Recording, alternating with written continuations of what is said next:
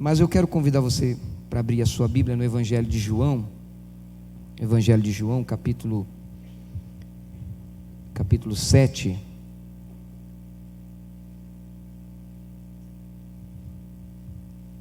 Amém? Evangelho de João, capítulo 7. Eu quero compartilhar com você uma palavra que Deus ministrou meu coração hoje. E eu confesso para você que eu fui surpreendido por Deus. E você vai entender. Mas primeiro nós vamos ler o texto. Evangelho de João, capítulo 7. Amém? Deixa eu só abrir aqui.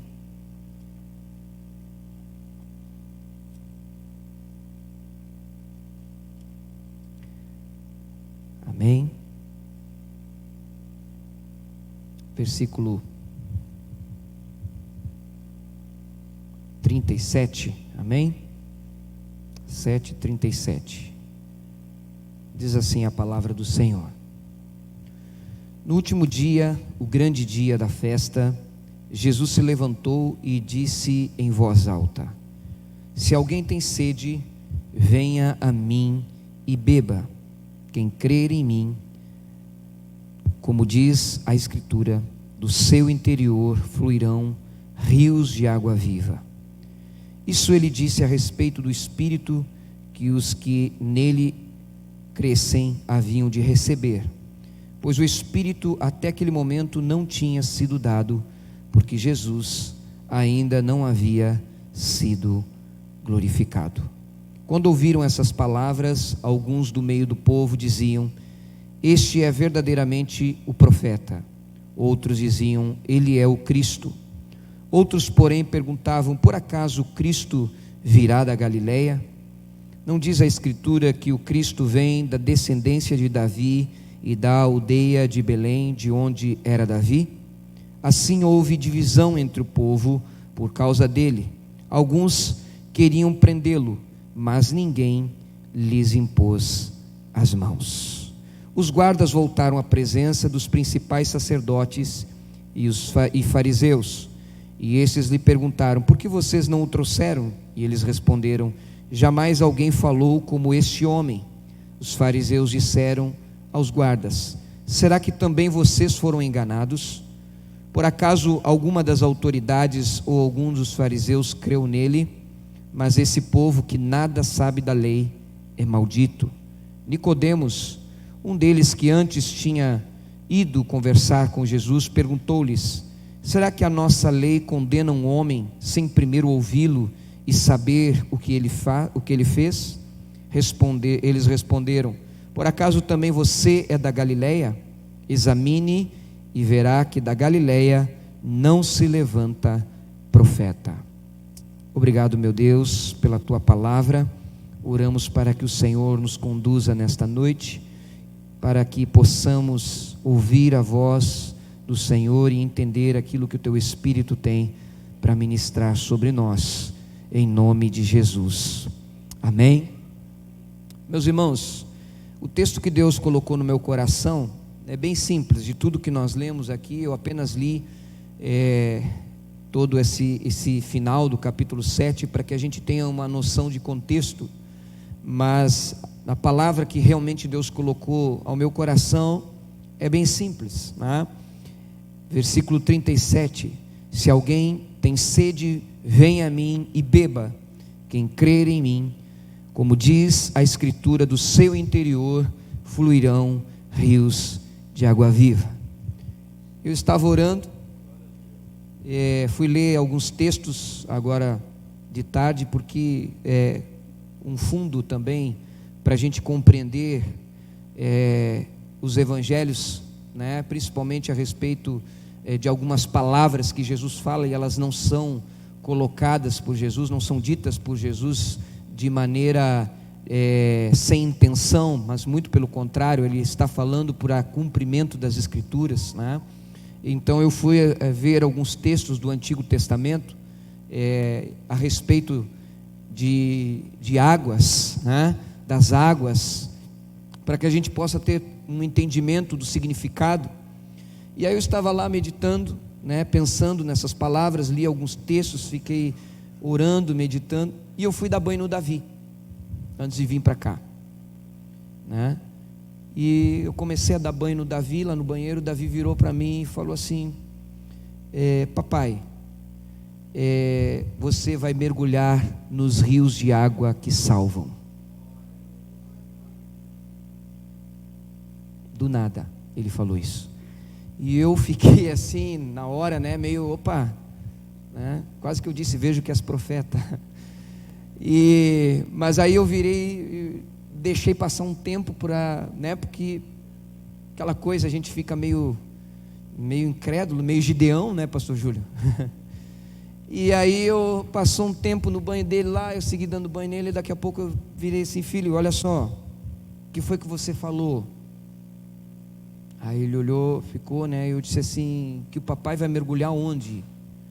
E ele falou assim: o papai vai mergulhar em rios de águas que salvam. E eu fiquei com aquela palavra, digo, não tem como não pregar, né, sobre esse texto. Então eu creio que o Espírito de Deus está falando, e a gente tem que dar ouvidos. Amém, amados? Veja só como não é só você que não pode endurecer o coração, mas a gente que está aqui na frente também, né, tem que estar sensível ao que Deus está falando. Mas voltando ao texto, bom, o contexto aqui é bem simples, para que a gente entenda. Jesus, ele está em uma das festas judaicas, a festa dos tabernáculos. Ele está aqui, né, no último dia da festa, provavelmente o 8º dia da festa, né? Ele está aqui reunido, ele está no templo, né, adorando. Se passaram 7 dias dessa festa. Ao longo desse período, Jesus, ele vai para Jerusalém, separado dos discípulos. Ele vai meio que em oculto, porque Jesus, ele tinha o entendimento de uma coisa. Ele sabia que ele veio para morrer, mas ele sabia que havia uma hora específica, havia um momento. Ele não poderia se precipitar, por mais que ele soubesse que aquela era a vontade de Deus, né? E aquele era o sacrifício que tinha que ser feito. Mas Jesus, ele sabia que Deus tinha um tempo, tinha um momento certo para isso, e ele estava cumprindo essa palavra. Ele não, apesar de alguns confrontos, alguns enfrentamentos de Jesus, aonde ele poderia ser preso e ser morto, né? Ser condenado, mas ele foi em alguns momentos saindo de fininho, né? E não sendo preso, porque ele estava aguardando o momento certo, o momento do cumprimento da palavra. E aqui Jesus está em Jerusalém, nessa festa dos tabernáculos. Ele está no templo. No capítulo 7, um pouco antes, versículo 32, Jesus está ensinando, está falando, está havendo ali algumas palavras de Jesus que estava fazendo com que as pessoas pensassem, refletissem, alguns ignorando, alguns julgando aquelas palavras, procurando entender, compreender. E aí, quando Jesus está no último dia da festa, ele se levanta no meio daquelas pessoas que estão ali e diz em alta voz. Ou seja, ele não estava ensinando nesse dia, ele ensinou no dia anterior. Neste dia, ele se levanta do nada e ele diz em alta voz: se alguém tem sede, venha a mim e beba. Quem crer em mim, como diz a Escritura, do seu interior fluirão rios de água viva. Bom, ao longo dessa festa havia uma tradição que os judeus criaram, porque ela não estava escrita na palavra, não é uma ordenança, não é uma palavra cerimonial de Moisés, mas sim uma cerimônia que vem da tradição, que os judeus tinham muito disso. Muitas coisas foram, ao longo, né, da sua caminhada, tradições foram se tornando quase que um ritual assim para salvação, né? E isso também aconteceu nesta festa. Havia um hábito de que o sacerdote, ele pegava uma jarra, né, um vaso de ouro, coberto de ouro, e ele pegava aquele utensílio, ele ia até o tanque de Siloé, ele pegava a água daquele tanque, e ele vinha e dividia, e jogava aquela água sobre o altar, né? Ali fazendo uma alusão àquelas profecias do Antigo Testamento, da água que viria, né? Porque há profecias lá em Ezequiel capítulo 47, por exemplo, falando a respeito de rios que saíam do templo, né? E que passariam por vários lugares, e as pessoas seriam saradas, seriam curadas, seriam libertadas. E então, buscando talvez nessa tradição, né, um certo link com a profecia que já havia no Antigo Testamento de águas que saravam, que curavam, que libertavam, aquela tradição, ela vem e constrói esse ritual. O sacerdote vai lá, pega aquela jarra de ouro, há uma procissão, né, as pessoas estão em volta do sacerdote, ele vai até o tanque de Siloé e pega a água dali, vem com ela, e o povo na volta, todo mundo admirado daquela água, a água que salva, né? Aquela coisa toda.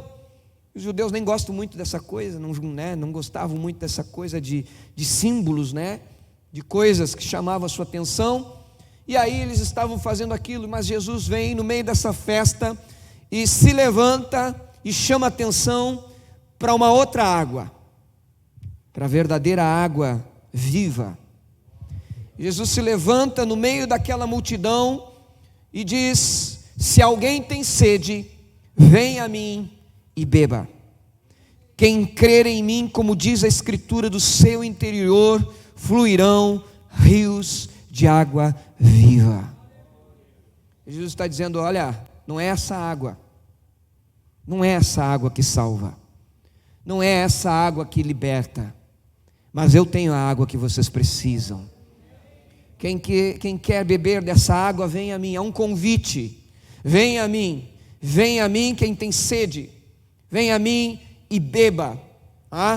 Porque eu imagino as pessoas vendo água, né? A própria realidade, o contexto de peregrinação, de atravessar vales, desertos para chegar em Jerusalém para a festa dos tabernáculos, porque vinham judeus de todas as partes, era da Galileia, né? Vinham de Nazaré, né? Vinham das cidades em volta de Jerusalém, cidades de Judá, eles vinham de tudo que é lado, né? De todas as tribos, vamos dizer assim, embora que aqui nós estamos no Novo Testamento e só há 2 tribos, né? Realmente que se mantiveram ali, que é a tribo de Judá, né? E a de Benjamim, uma do lado da outra, mas não há aqui judeus de outros lugares, mas os judeus habitavam em outros lugares, por mais que eles estavam envolvidos com essa realidade samaritana, né, de estarem longe do Senhor, mas eles vinham, eles cumpriam as tradições.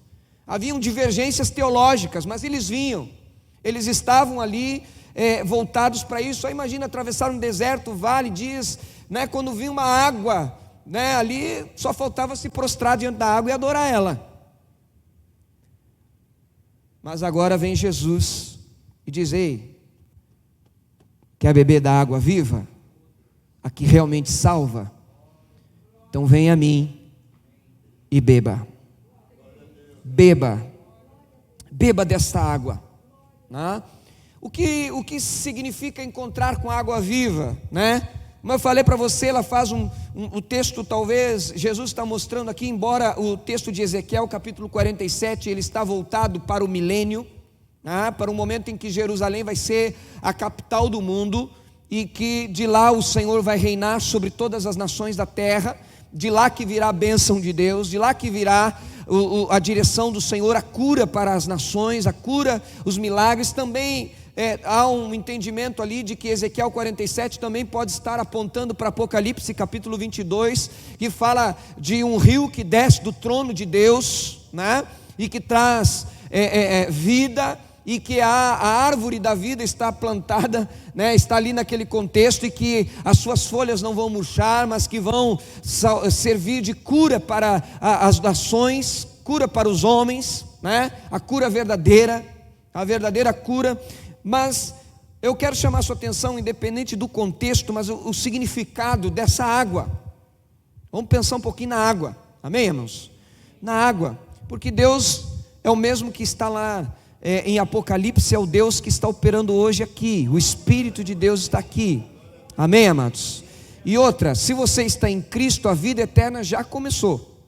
Você já está caminhando dentro das promessas da eternidade. Embora aqui, no nosso caso, ainda não estamos vivendo em glória essa realidade, mas nós já estamos vivendo pela esperança. Amém, amados? Porque o Espírito de Deus habita em nós. Há um selo em nós, uma garantia da parte de Deus de que essas promessas vão se cumprir. E é dentro dessa realidade que eu quero chamar a sua atenção. Primeiro, de onde vem essa água?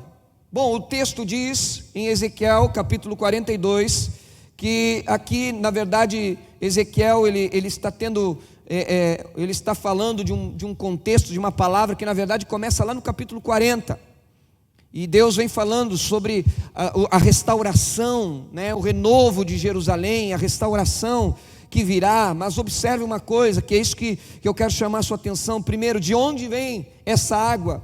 O verso 1 do capítulo 47 de Ezequiel diz: depois disso me fez voltar à entrada do templo, e eis que saía umas águas por debaixo do limiar do templo para o oriente, pois a frente do templo dava para o oriente, e as águas desciam pelo lado meridional do templo ao sul do altar.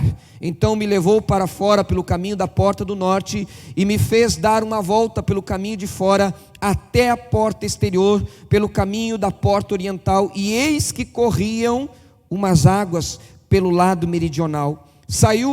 Saindo o homem para o oriente, tendo na mão um cordel de medir, mediu 1000 côvados, e me fez passar pelas águas que me davam pelos artelhos. Então observe, primeira coisa, a água saía do templo. Isso aqui não é por acaso. A água saía do templo. Aonde Jesus está falando? Em que lugar Jesus está? No templo. As águas que curam já chegaram.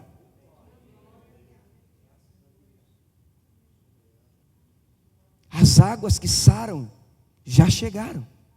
Eles não reconheceram. Ele veio para os seus, mas os seus não o reconheceram. Mas você reconhece. Amém, amados? As águas já chegaram. Glória a Deus por isso. Vira para quem está do teu lado aí e diz assim: tem rios de Deus que já estão jorrando. Hoje eu vou fazer você falar um pouquinho aí, se movimentar, porque senão você vai cansar. Já me ouviu falando aqui no testemunho, vai ouvir eu pregar, né, irmão? Já me ouviu cantar ali, só Jesus, iniciar o culto, aí você vai enjoar de mim. Então eu vou fazer você se movimentar um pouquinho aí. As águas que curam já estão passando. Aleluia, glória a Deus. E Jesus está apontando para elas. Jesus não diz assim: não é águas normais, não é águas naturais, é a água que eu lhes der. Lembra da mulher samaritana? No poço de Jacó, mesmo o evangelho de João, e ali a expressão também é água viva. Água viva, Jesus está falando de água viva. Jesus está dizendo: olha assim, você está tão preocupado aí, olha, mas se você visse quem eu sou, quem é que está diante de você, quem é o dom de Deus que está diante de você, você pediria para mim, e eu te daria água, e água viva, e você nunca mais teria sede. Mas a mulher continuava olhando para onde? Para a água do poço. A primeira coisa que eu quero chamar a sua atenção nessa noite é o que Jesus está mostrando aqui para os judeus, mas também serve para nós, porque às vezes nós somos pentecostais no nome. Às vezes parece que nós não cremos na ação do Espírito de Deus. Às vezes parece que nós não cremos na visitação do Senhor. Às vezes parece que nós não cremos no poder do Espírito de Deus. Por isso eu quero chamar a sua atenção. Você escute muito bem o que eu vou dizer para você nessa noite. Jesus está dizendo: ei, olha, cuidado, não se perca olhando para outras coisas. Fique atento, a água do Espírito já está jorrando. Fique atento a isso. A segunda coisa que nós observamos ali é que essa água ela tem níveis de profundidade. Olha só, Ezequiel capítulo 43, ele diz, versículo 3: saindo o homem para o oriente, tendo na mão um cordel de medir, mediu 1000 côvados, e me fez passar pelas águas que me davam pelos artelhos.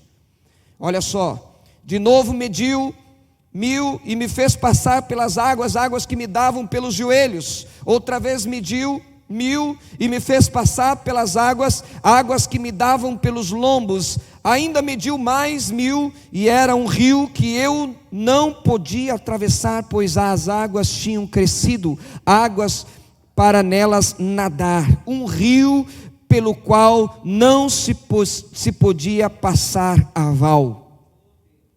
Níveis de profundidade. Níveis de profundidade.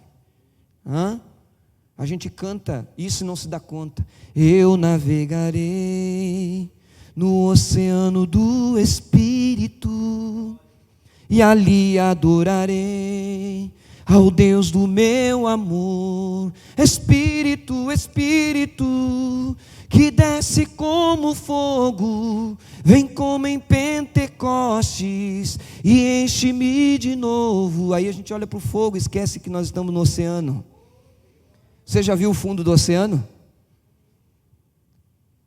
Esse rio aqui, na visão que o anjo está mostrando, Ezequiel está dizendo: olha, chegou num ponto que não dava mais para passar. Não dava mais. Irmãos, o Espírito de Deus, ele é tão tremendo, ele é tão fantástico, tão maravilhoso, que a gente vai nadar a vida inteira e jamais vai descobrir a profundidade. E tem gente querendo ficar só no rasinho, mas há níveis. Observe, e Jesus, quando diz: olhem para a água que eu lhes der, sabe por quê? Olha só, versículo 38, Evangelho de João capítulo 7, Jesus diz: quem crer em mim, como diz a Escritura, do seu interior fluirão rios de água viva. Jesus já não está mais falando só das águas vivas, mas ele está dizendo rios de água viva. Do seu interior. Por que do seu interior? Porque aquele que nasceu de novo, o Espírito habita nele. Lembra lá da visão de Ezequiel? A água vem do templo, ou seja, vem do Senhor. O templo no Antigo Testamento é o lugar de manifestação do poder de Deus, é o lugar onde Deus escolheu para habitar no meio dos homens, para tabernacular com os homens, ter comunhão com os homens. Mas agora o templo de Deus está no nosso coração. Então agora as águas jorram debaixo do limiar do nosso coração, e elas vão jorrando e vai se cumprindo a palavra de Deus.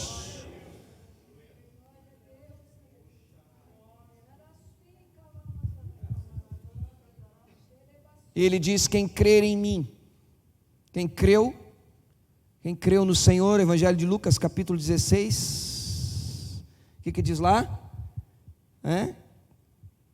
Quem crer e for batizado, e quem não crer, então quem crê está salvo.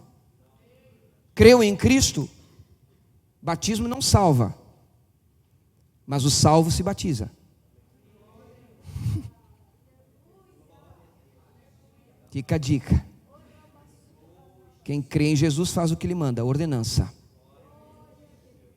Mas, escute muito bem. Escute muito bem. Se você creu, o Espírito habita em você. No caso aqui dos discípulos, eles entenderam o tempo deles. Nós precisamos entender o nosso. Porque o versículo 39 diz: isso ele disse a respeito do Espírito, que os que nele crescem haviam de receber. Mais para frente, futuro. Pois o Espírito até aquele momento não tinha sido dado, porque Jesus ainda não havia sido glorificado. Evangelho de João capítulo 14, capítulo 16 vai falar a respeito da vinda do Espírito. E Jesus está falando, o Pai vai enviar o Consolador, há uma promessa ali. Para eles a promessa ainda não tinha acontecido, apenas Jesus estava mostrando que o rio estava ali. Porque o Espírito do Senhor estava sobre Jesus. Evangelho de Lucas capítulo 4. O Espírito do Senhor está sobre mim. Ele relembra as palavras do profeta Isaías, capítulo 61. O Espírito do Senhor está sobre mim. Jesus diz: hoje se cumpriu esta palavra sobre mim. Ou seja, aqui o Espírito está, porque quem crer em Cristo pode beber da água viva, pode receber a promessa que vem do próprio Deus. Agora olha só que interessante isso. Alguns não creram. Olha só como é que é. Faz de conta que é nos dias de hoje. Versículo 40. Deixa eu ver meu tempo aqui, tem tempo. Quando ouviram essas palavras, alguns do meio do povo diziam: este é verdadeiramente o profeta. Alguns creram que ele era profeta. Outros diziam: ele é o Cristo. Alguns entenderam: ele é o Senhor. Outros, porém, perguntavam: por acaso o Cristo virá da Galileia? Não diz as Escrituras que o Cristo vem da descendência de Davi e da aldeia de Belém e de onde era Davi? Assim houve divisão entre o povo por causa dele. Alguns queriam prendê-lo, mas ninguém lhes pôs as mãos. Agora observe uma coisa. Primeiro, alguns deles pensaram assim: ele é um profeta, ele é a continuação da nossa religião. Mas ele não é Deus, ele é só um profeta. Aí outros disseram: não, ele é o Cristo, ele é o ungido de Deus, ele é o Senhor, a promessa está se cumprindo. Eles entenderam quem estava ali. Mas há outros que colocam em dúvida isso, e eles dizem assim: porque na Escritura diz que o Cristo vem da descendência de Davi, da aldeia de Belém, de onde era Davi. Mas Jesus não veio de Belém? Jesus nasceu em Belém.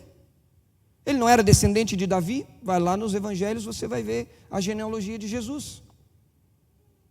Mas sabe por que eles não sabiam disso? Porque eles não conheciam Jesus. Eles não andavam com Jesus. Porque se eles tivessem andado como os apóstolos, por exemplo, os apóstolos sabiam quem Jesus era. Mateus sabia.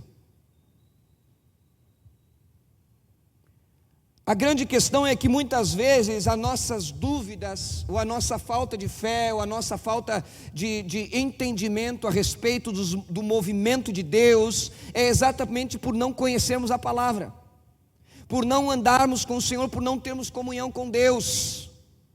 Porque olha só, uma coisa não pode ser desassociada da outra. A gente ler a Bíblia sem orar é problema, e a gente também orar e não ler a Bíblia também é problema. Porque às vezes nós estamos lá orando, dizendo: Senhor, visita, aviva-nos, aviva-nos, aviva-nos. Aí a palavra de Deus está mostrando: o avivamento é isso. Mas eu não leio a Bíblia, vou saber o que é avivamento. Ou então a gente está lá lendo a Bíblia e pensando: não, o avivamento é isso aqui, o avivamento é isso aqui. Aí a gente entra aqui, entra na cachola, né? Mas não desce ao coração. Sabe por quê? Porque nós não oramos, nós não temos relacionamento com Deus. E o Espírito Santo é sensível. Ele é uma pessoa sensível. Então há que haver um equilíbrio entre as duas coisas. Porque aí, quando nós temos esse equilíbrio, nós conseguimos entender: olha, isso é a palavra de Deus, está se cumprindo. Isso é um movimento divino, isso é uma ação do Espírito de Deus. É a água de Deus que está jorrando. Aí a gente consegue. Por isso que pentecostal tem que ler Bíblia. E chamam a gente de burrinho teologicamente falando, porque muitos pentecostais não leem Bíblia. É ou não é, pastor Júlio? Estou falando errado? Vocês já ouviram um pastor aí da internet que ele disse que nós pentecostais não somos reformados. Então eu sou católico. Voltamos, né, pastor Júlio? Antes de 500 lá. Voltamos lá, antes de 1500, né? Não, mas nós somos reformados. Nós cremos naquilo que Martim Lutero pregou, as 95 teses lá na porta. Nós cremos nisso, nós cremos na palavra de Deus, nós estudamos, nós lemos a Bíblia sim, mas nós cremos também no poder do Espírito de Deus. E é porque nós lemos a Bíblia que nós cremos no Espírito de Deus e no poder do Espírito de Deus. Porque a Bíblia está cheia de milagres, está cheia de manifestação, está cheia de glória de Deus.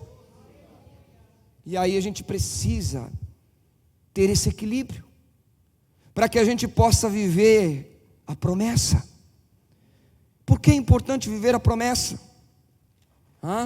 Porque olha só, quem tem algum conhecimento de Deus foi chamado de maldito aqui, porque eles foram lá para prender Jesus, chegaram lá e ouviram Jesus e ficaram com, não pode ser,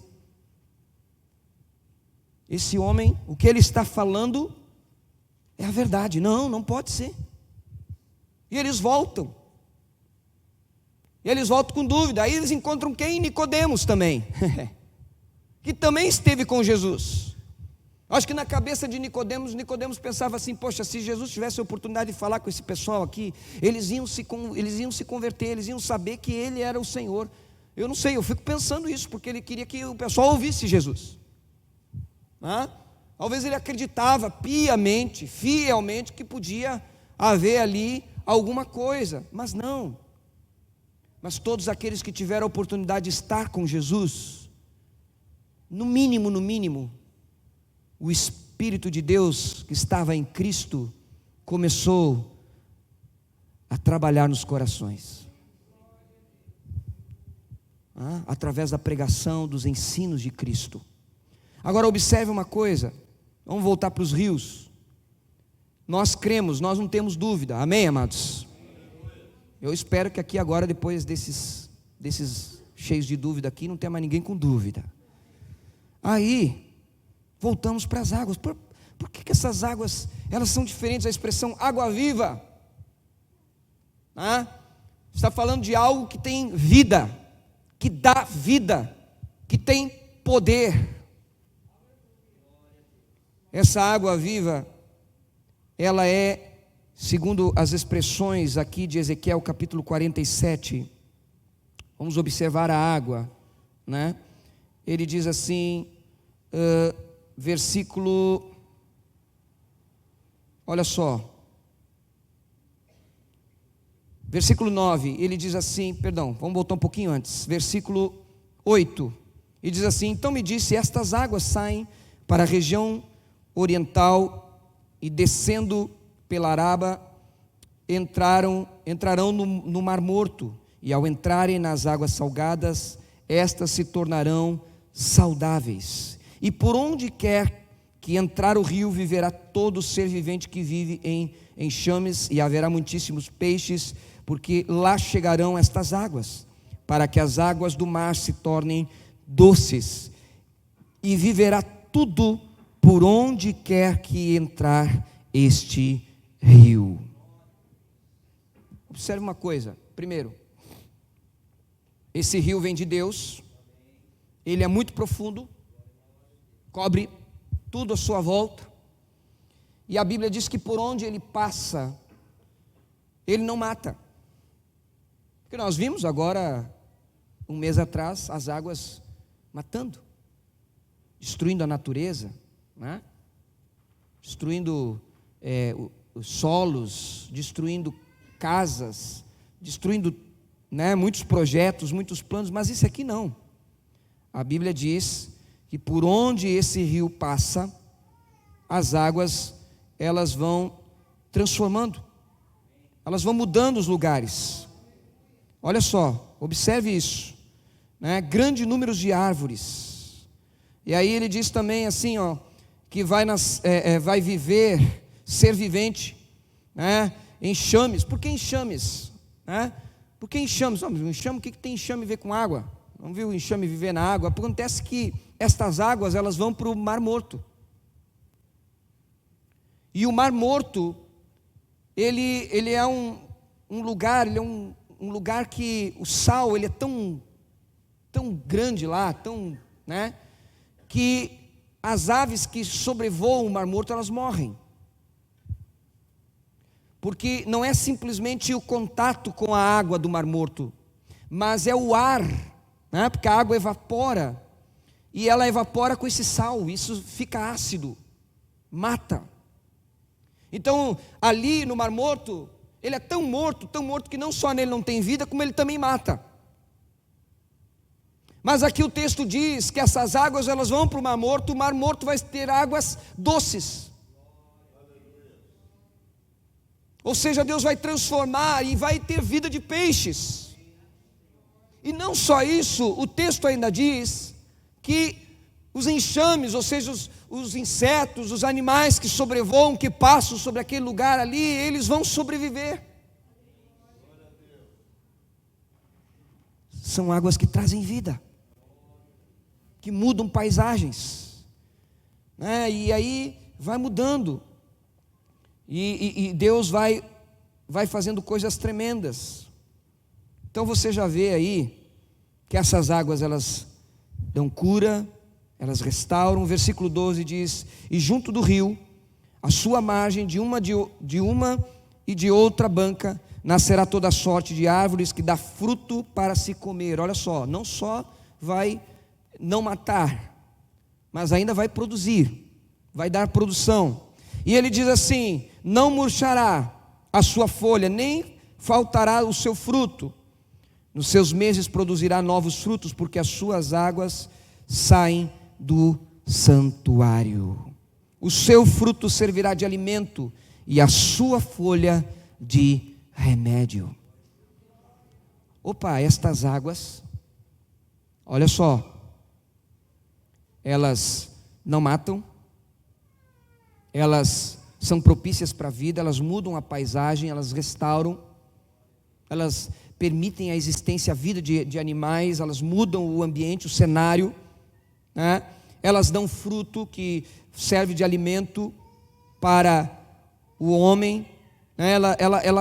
Ela vai fazendo grandes coisas, mas olha só o que diz o texto. Primeiro, mais uma vez ele dá ênfase: elas vêm do santuário, elas vêm de Deus, não são humanas, são águas espirituais. A primeira coisa. Segunda coisa que a gente observa aqui é que elas não apenas servem de alimento, mas elas também servem de remédio. As folhas das árvores vão servir de remédio. Mas isso só vai acontecer porque uma água passou trazendo vida. Então estas águas também trazem cura. Ainda que indiretamente, porque quem vai dar a cura são as folhas da árvore, mas as águas trazem cura. Elas levam o ambiente de cura. Na verdade, a árvore é o trono de Deus. Se você for lá em Apocalipse capítulo 22, é o trono de Deus, a árvore. Então as águas estão levando o trono, o reino de Deus, por onde elas estão passando.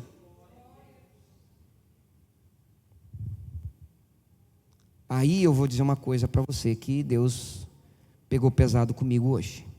Eu não acabei ainda, falta 2 minutos. Vai dar tempo. Aí, lembra que eu falei para você que eu estava olhando os textos antes do Davi me falar, olhando o Antigo Testamento?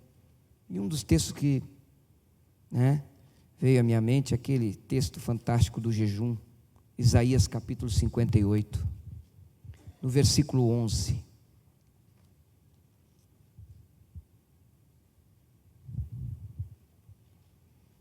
Aqui o contexto é o seguinte: Deus está falando de jejum. O verdadeiro jejum, o jejum que agrada a Deus, porque os judeus jejuavam, mas gostavam de injustiça, gostavam do que era errado, gostavam de quebrar princípios, gostavam de fazer coisas, eram incoerentes, pregavam uma coisa e viviam outra. E aí vem o texto, Deus ensinando o jejum que realmente Ele quer, Ele se agrada. Aí, como resposta ao jejum que realmente agrada a Deus, o versículo 11 diz assim: o Senhor os guiará continuamente, lhes dará de comer até em lugares áridos, e fortalecerá os seus ossos. Olha só, vocês serão como um jardim regado, e como um manancial cujas águas nunca secam. Tem outras versões que diz assim, que o Senhor fartará a sua alma. Fartará a sua alma. Aí eu perguntei para você, não responda. Eu perguntei para você aqui se você crê em Jesus, se você aceita esse convite e já bebeu essa água, ou vai beber. Aí o amém É grande. Então a água que para aqueles homens, para João, por exemplo, que escreveu o Evangelho, ainda era uma promessa, para nós é uma realidade. Amém, amados? É uma realidade. Então a água de Deus está passando, está jorrando do nosso interior. É ou não é? Aonde está jorrando? Está jorrando. Mas o texto diz assim, que aonde essa água jorra, aonde esse rio vai passar, esse rio vem do trono de Deus, ele está levando o reino de Deus, ele vai guiar continuamente, ele vai dar direção, ele vai dar de comer, ele vai suprir necessidades, e até em lugares áridos fortalecerá os seus ossos. E aí, se não me falha a memória, é que está a diferença, que algumas versões dizem, ele fartará a sua alma. Ele fartará a sua alma. E vocês serão como um jardim regado, um manancial de águas que não secam. E aí o Espírito de Deus inquietou meu coração e disse assim: então por que tem muita alma doente?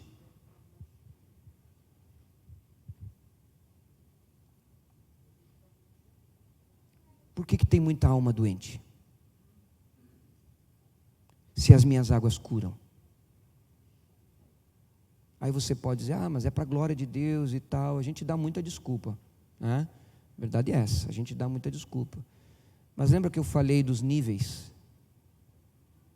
Lembra que eu falei dos níveis de profundidade que o Senhor mostrou para o profeta Ezequiel?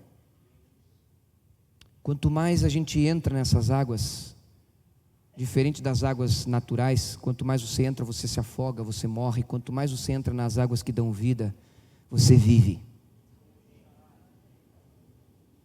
Você é curado. Você é liberto. Cadeias se rompem. Grilhões se quebram. Cenários mudam. Mas a grande questão é que muitas vezes a nossa alma está doente porque nós estamos escolhendo ficarmos no raso, enquanto que jorra um rio de água viva do nosso interior. E é tão tremendo porque é o seguinte: esse rio vem de Deus, e ele é a promessa para os apóstolos. Os apóstolos, aqui João está descrevendo que Jesus está falando do Espírito que haveria de vir. Quando o Espírito veio, e há dois momentos de cumprimento dessa palavra do Espírito. Primeiro, quando Jesus ressuscita e aparece no meio dos discípulos. Ali eles têm o dom do Espírito, ou seja, a dádiva de serem templo do Espírito. Ali, Jesus aparece no meio deles, eles se assustam e Jesus diz para eles: paz seja convosco. E Jesus sopra e diz para eles: recebam o Espírito Santo. Primeiro cumprimento. Primeiro cumprimento. Esse sopro está na vida daquele que crê em Cristo Jesus, aquele que nasceu de novo. O vento sopra de onde ele vier, a gente não sabe de onde ele vem, não sabe para onde ele vai, mas ele sopra e aí você se torna alguém cheio da presença do Espírito de Deus. Ele vem no seu coração. Simples assim. Simples assim. Sem nós ficarmos aqui dizendo que 1 mais 1 é 2 e não sei mais o que, e tentando explicar. Não, é simples assim. É a palavra de Deus, ou você crê ou você não crê. O Espírito habita em você, então você vive porque Ele está dentro de você. É por isso que você tem vida espiritual. Ele soprou, Ele está na igreja.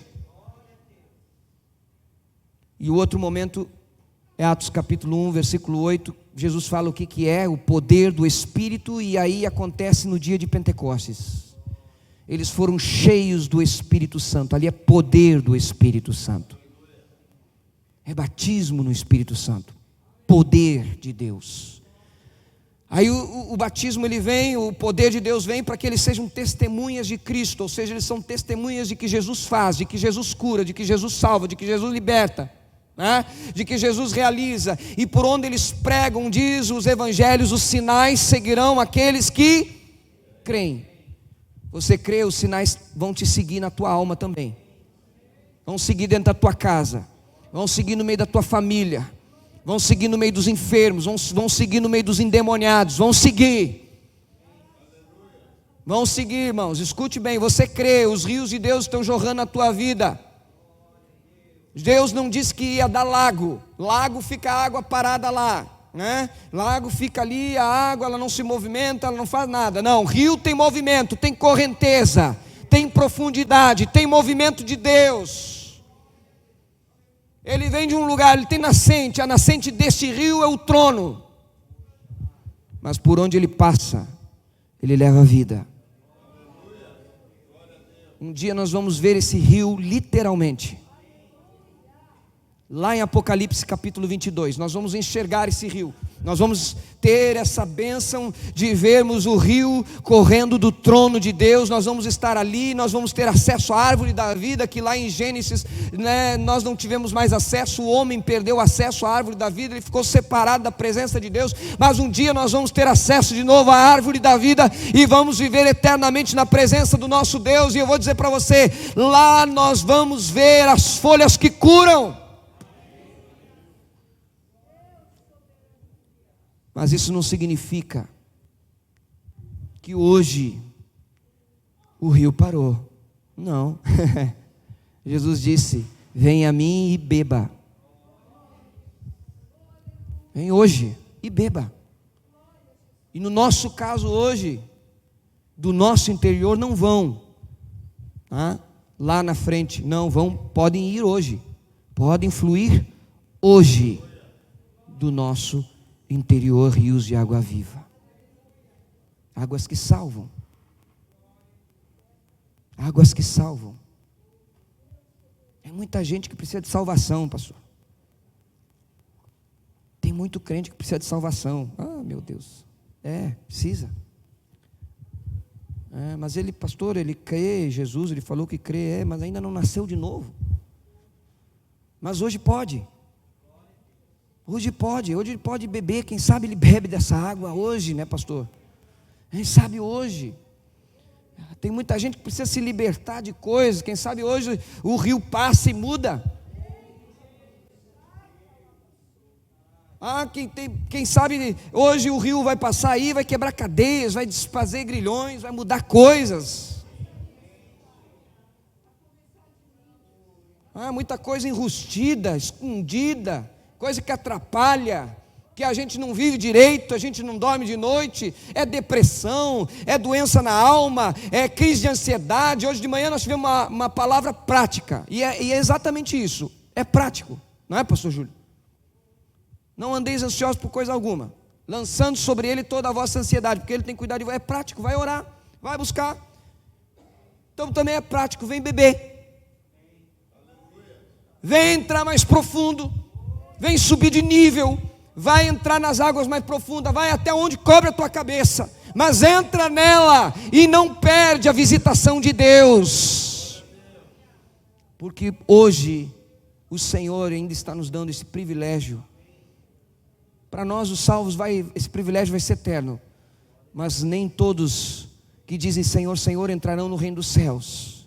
Mas quem sabe nessa noite alguém vai dizer Senhor, Senhor, e vai entrar no reino dos céus. Quem sabe nessa noite alguém vai dizer, é comigo mesmo, eu quero beber essa água, eu estou com sede dessa água. Eu não quero saber de água natural, não quero saber de água desse jeito, de receita caseira, de receita não sei o que, de não sei o que lá. Eu quero é água viva, eu quero é Jesus. E é por isso que nessa noite nós estamos aqui para te ajudar e para orar com você. E eu quero convidar você a fechar os teus olhos, em nome de Jesus. Feche teus olhos aí onde você está. Enquanto o louvor vai vindo aqui, eles vão ministrar, vão tocar. E você vai falar com o Senhor nessa noite. E você vai dizer, Deus, o Senhor tem esse rio para eu beber. Aleluia. Dá para a gente cantar? Quero beber do teu rio, Senhor. Sacia minha sede, lava o meu interior. Eu quero fluir, em tuas águas. Eu quero beber da tua fonte, fonte de águas vivas.